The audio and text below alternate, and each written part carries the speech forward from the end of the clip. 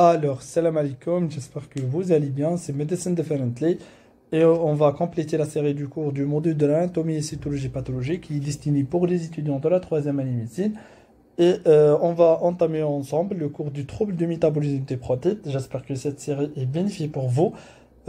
قبل ما نبداو abonnez-vous في la chaîne YouTube et partagez-vous la vidéo avec votre collègue. إذا عجبكم la vidéo ما تنسوش ديروا ان جيم راح نخلي اللين تاع القناه تاعي تاع الانستغرام et le telegram في البوات دانفو اللي حاب يطرح الاسئله تاعو يطرحهم ثما كلها في لي كومونتير et le lien de ce diapo اللي نقري به تلقاوه في la chaîne de telegram ان شاء الله اللي حاب يرجع له. Et c'est parti, صلوا على النبي. Essentiel dans le fonctionnement des cellules et des tissus, donc غني عن تعريف les protéines. Donc la fonction تاعهم يدخلوا في plusieurs fonctions pour la structure et pour donner l'énergie. La pathologie du métabolisme des protéines s'inscrit au niveau cellulaire, donc inhibition du synthèse des protéines, perturbation de l'excrétion ou l'accumulation des protéines dans la cellule proprement dit. On a aussi les problèmes intercellulaires, les dépôts pathologiques des protéines, D'accord. La pathologie, c'est une pathologie très importante à connaître, c'est l'amylose. Donc, c'est quoi l'amylose? Donc, l'amylose est caractérisée par la présence dans le milieu extracellulaire d'une substance anormale dite les substances amyloïdes. نهضروا شويه على la physiopathologie de cette maladie باش تكون الصوره واضحه. داكوغ حنايا في ليطا نورمال عندنا لي بروتيين يختصر لهم لا فينومين دو ريبليكاسيون ما كنت تعرفوا من البكالوريا حنا نقراو فيها. داكوغ هذه لا فينومين لقيتوها اوسي جينيتيكون دوزيام اني. داكوغ لا فينومين دو ريبليكاسيون pour les protéines راح تصير de façon normale كي تولي les conditions cellulaires normales. داكوغ l'amylose من وقتاش يبدا يتشكل كي تصل une réplication anormale. Les facteurs anormaux, les protéines. Principalement, on a deux grandes familles des amyloses. Les hommes, une réplication anormale pour des immunoglobulines qui va donner donc des immunoglobulines va toucher principalement les chaînes légères, d'accord, qui on a deux chaînes légères et deux chaînes lourdes, d'accord, les chaînes légères, d'accord, et aussi elle va toucher les protéines serrées qui va donner le deuxième forme, l'amylose AA, donc on d'accord. D'abord, les dépôts amyloïdes est irréversible lorsqu'ils sont concentrés dans les tissus, évoluant progressivement vers l'étouffement des tissus, veut dire et perte fonctionnelle de l'organe. Donc l'amylose, c'est une condition vraiment touche la physiologie de l'organe qui est touchée. D'accord? Il existe deux formes. On a la forme généralisée ou systématique, ou on a la forme localisée. D'accord. Pour les méthodes de caractérisation de l'amylose, d'accord, on a par le microscope optique, les dépôts amyloïdes sont extracellulaires, amorphes, d'accord, homogènes et faiblement acidophiles, d'accord, et sans réaction, les milieux acides et sans réaction inflammatoire sont associés à les dépôts cellulaires, les cytokines et toutes les choses de l'inflammation. Pour les propriétés, on a pour la coloration PSA elle est positive, d'intensité variable. La coloration à la thiopholavine T par fluorescence verte en lumière des ultraviolets et coloration rouge orangée par le rouge de Congo au microscope optique, d'accord, et biréfréquence discoroïde jaune verte caractérisée en lumière polarisée. Donc je fais la contrôle les colorations s'il vous plaît. Au microscope électronique il est constitué par un feutrage de fines fibrilles irrégulièrement répartis, engroupés en amas. Structure physique de la subamyloïde, donc composante fibrillaire, quand on parle des fibrilles protéiques principalement, 90% de la subamyloïde, et composante non fibrillaire, le composante B, ou l'amidon de l'amylose. Donc ce composant, donc l'intérêt d'accord, elle va aider à diagnostiquer la présence de l'amylose, qui est par exemple par une biopsie, qui est de coloration. Donc il y a une coloration vraiment permettait l'interaction de la composante P avec le rouge de Congo اللي كنت لكم راح نهضروا عليه. d'accord. واش راح تبان في لا ستركتور تاعو راح يمد une coloration vraiment rouge caractérisée vraiment le composant P, qui est une glycoprotéine pentamérique commune à toutes les amyloïdes. D'accord, toutes les amyloïdes, le composant P, donc sa présence, elle va aider à diagnostiquer l'amylose. والشكل تاعو في الميكروسكوب راح يكون pentamérique معناتها يكون خماسي. Donc le contenu fibrillaire est constitué des chaînes polypeptidiques avec configuration spatiale en feuillet bêta plissé. Cette structure moléculaire lui confère certaines particularités. On a l'insolubilité relative, donc elle est la solubilité dans l'eau distillée.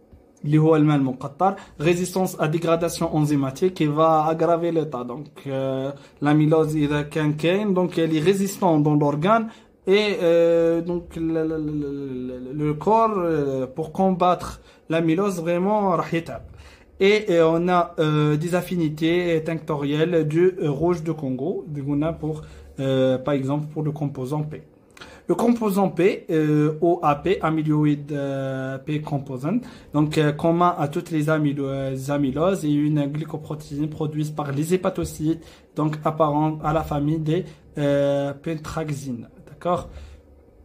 Pour les mécanismes de formation des dépôts amyloïdes, la substance amyloïde étant d'une nature variable et était dégager la notion du protéine précurseur. Donc les protéines les dépôts amyloïdes sont les protéines qui ont une réplication anormale. Mais qu'il un protéine vraiment précurseur qui donne un dosage par exemple là ou راح نحطه avec une interaction راح يقول لي بلي كاين une amyloïde parce que مانيش عارفين شي البروتين راح تصال une réplication anormale. Donc le diagnostic vraiment difficile. Donc, soit une protéine anormale qui a tendance à fabriquer les fibrilles amyloïdes, d'accord, en cas d'une gammapathie. Ça a aussi les gammapathies, au module de l'immunologie en 3e année, ils s'appellent les gammapathies monoclonales. Donc, sont monoclonales. Donc, c'est une fabrication d'un seul type des immunoglobulines par les plasmocytes. Donc, qui ont l'électrophorèse des protéines. D'accord, un seul type des immunoglobulines, elle est augmentée comparément les autres. D'accord, elle la gammapathie monoclonale. D'accord, comment elle va donner des dépôts amyloïdes?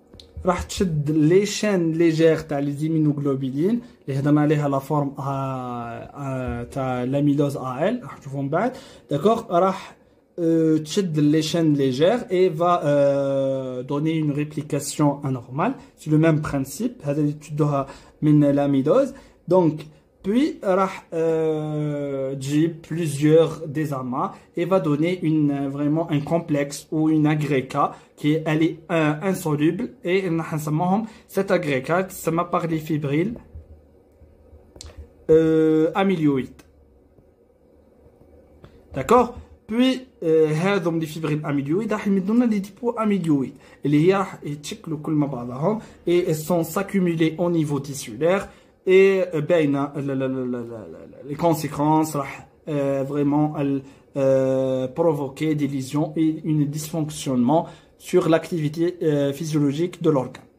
Soit une protéine normale en quantité excessive, une fabrication de façon excessive, avec une catabolisme insuffisante. Le catabolisme corporel, elle est vraiment insuffisante pour éliminer ce type de protéines. L'exemple, c'est l'amylose des hémodialysés. Ça, كيما هضرنا على les gammapathies, on a aussi à la physiopathologie de l'amylose hémodialysée, mais de façon rapide. D'accord. الناس اللي دير l'hémodialyse تصفي الكلاوي تاعهم à longue durée. D'accord. Il y a un protéine, c'est le bêta 2 ميكروغلوبولينيك دونك تعرفوا مليح هذا البروتين داكوغ نلقاو بزاف يدخل في كومبوزون تاع لو سي ام اتش 1 داكوغ وراح نقول حتى في لا سيرفاس دي سيلول لامفوسيتير داكوغ واش راح يصرى لنا في l'état normal les reins elle va filtrer ce protéine ou ça une élimination. Les patients dans une hémodialyse راح تصير une accumulation au niveau tissulaire. D'accord. Puis l'accumulation راح dire une réplication anormale sur le même principe de façon anormale. D'accord. Puis راح يدير la formation des fibrilles amyloïdes, on va dire des dépôts et on va dire des complications. C'est beaucoup plus comme des complications articulaires parce que يهز بزاف بزاف les articulations, d'accord, راح يدير les arthropathies, d'accord, راح نلقوا عند le patient plusieurs des douleurs et des raideurs articulaires. De façon simple. D'accord. La nature chimique de la substance amyloïde, on a donc les types d'accord, on a l'amylose AA, donc ce sont les amyloses donc ce sont des amyloses dont des fibrilles dérivées des clivages des protéines sériques, les acides aminés, d'accord, qui est synthétisé par le foie, qui m'a dit les hépatocytes, sur l'influence des cytokines pro-inflammatoires. L'inflammation qui favorise ce type d'amylose. Cette amylose est caractérisée par les états inflammatoires, les suppurations chroniques, lors des maladies infectieuses, des maladies inflammatoires chroniques, d'accord, comme le polyarthrite rhumatoïde, comme l'état de rectolite ulcéro-hémorragique qui va donner vraiment une inflammation du rectum, il va donner des ulcérations et des hémorragies, et la maladie du Crohn qui est une inflammation chronique du type digestif de la bouche jusqu'à l'anus, d'accord, elle va prendre par exemple qui tous les total toutes les tissus ou là une partie de type digestif et aussi les polyarthrite rhumatoïde, donc c'est une maladie articulaire, d'accord. La fièvre méditerranéenne familiale aussi, c'est une maladie vraiment génétique, elle va donc الجاوب على سماها تاع الميديتيراني جاوب بزاف في البحر الابيض المتوسط, donc ce sont des données épidémiologiques, d'accord. واش نقول عندها لو باسيون اللي عندها الفيèvre méditerranéenne familiale, راح نلقوا عنده du douleur thoracique, راح نلقوا des douleurs abdominales, راح نلقوا la fièvre qui est vraiment précise, et راح نلقاو aussi les cirrhoses تصير فيهم l'inflammation تاع les membranes تاع chaque organe fait un cireuse, donc comme par exemple le foie ou la rate, donc des capsules, d'accord. Cette capsule là ça a une inflammation, d'accord. هذا واش لازم تعرفوا عليها برك, d'accord. Puis deuxième type on a l'amylose AL. Cette amylose provient des chaînes légères, les immunoglobulines, en cas du gamma-pathie monoclonale par exemple, fragment de la portion variable de la chaîne lambda et chaîne kappa des immunoglobulines. On trouve dans les myélomes multiples ou les maladies du calaire, donc c'est une maladie qui se fait par les gammapathies monoclonales. هي والمالادي de Waldenstrom, donc la physiopathie تاعهم يتشابهوا, d'accord, mais chaque وحده وعندها شو الكونسيكونس كيف mais الرياكسيون ماهمش كي بعضهم. comme maladie du calaire, c'est un cancer راح يمسنا لي lymphocytes, pardon, des plasmocytes, d'accord, qui sont responsables pour la sécrétion des immunoglobulines, d'accord. Ce cancer-là va favoriser donc la prolifération cancéreuse, les touche bien sûr la moelle osseuse, parce que les plasmocytes gonflent la moelle osseuse, une production progressive d'un seul, qui m'a dit une gammapathie monoclonale, c'est une sécrétion d'un seul type des anticorps monoclonaux. Et Waldenstrom, une la maladie lymphoproliférative, d'accord. Ça sera une accumulation anormale à l'issue les plasmocytes, d'accord, les lymphocytes B, ça une accumulation dans la moelle osseuse, puis une maturation vers les plasmocytes, puis un seul type d'immunoglobulines, les IgM, d'accord. Et puis On a des autres types d'amylose. On a l'amylose AB où le protéine bêta se trouve essentiellement dans le cerveau, le maladie de l'Alzheimer et le monoglossime, les trisomes 21, les mongoliens. L'amylose aussi préalbumine, d'accord, une neuropathie progressive familiale. Un autre type, on a les amyloses AH ou les microglobulines bêta 2, les gonalgrammes les hémodialysés chroniques, la physiopathie, et aussi les dépôts amyloïdes localisés comme les îlots de Langerhans, le diabète, d'accord, les îlots de Langerhans du pancréas et le stroma amyloïde du carcinome médulaire de la thyroïde. Donc, comme vous savez, on a les cellules médulaires de la thyroïde sont touchées par un carcinome, donc c'est un cancer qui va donner l'amyloïde. D'accord, voici les classifications, c'est un tableau, d'accord, on a les formes généralisées, les formes localisées, donc chaque organe ou chaque maladie va donner soit un type généralisé ou un type localisé, d'accord. Puis l'étude anatomopathologique sur quelques organes, on a par exemple le foie, macroscopiquement on a gros, pâle, shahba, ferme et élastique, jaunâtre, d'accord. Et microscopiquement, les dépôts le long des sinusoïdes en zone middle-lobulaire du foie, puis extension avec atrophie des hépatocytes. Donc, il a touché la structure donc fonctionnelle du foie liée aux hépatocytes. Donc, vraiment, elle est grave pour le foie. La rate, l'hypertrophie ferme et régulière. Microscopiquement, une infiltration amyloïde globale. Donc, la rate de jambon cuit. Donc, infiltration localisée au corbuscule de Malpighi. Et la rate de Sagou. D'accord, l'hénaïa, comme un QCM. D'accord, ركزوا عليهم هذوما deux types de la rate.